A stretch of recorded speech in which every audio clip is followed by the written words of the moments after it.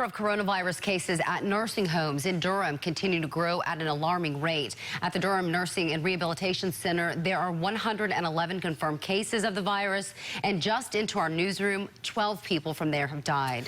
The state now says there are 198 deaths at 52 facilities, including 4 in Durham County and 3 in Wake County. CBS 17's Crystal Price is digging deeper and joins us live there now. And Crystal, you spoke with a family who lost a loved one to COVID-19 at this facility.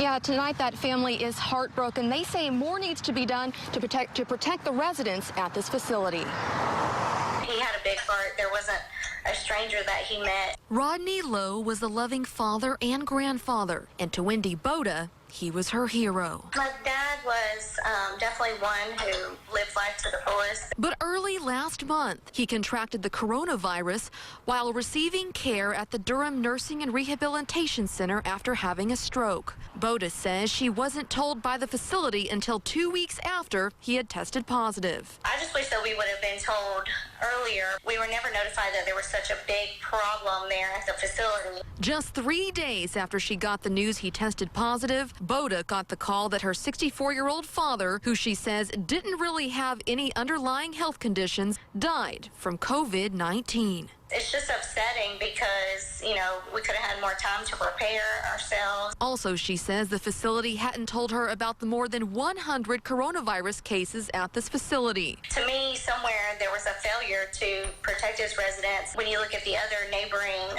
healthcare facilities, the rehab facilities, they do not have as many cases of COVID-19. What are they doing different? CBS 17 reached out to the Durham Nursing and Rehabilitation Center to find out what their protocol has been for social distancing patients and what their protocol is for contacting families about coronavirus cases.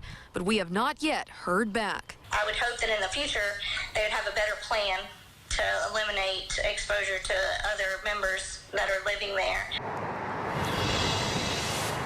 And according to the state, of those 111 cases, 79 are residents and 32 are staff. Reporting live in Durham, Crystal Price, CBS 17 News.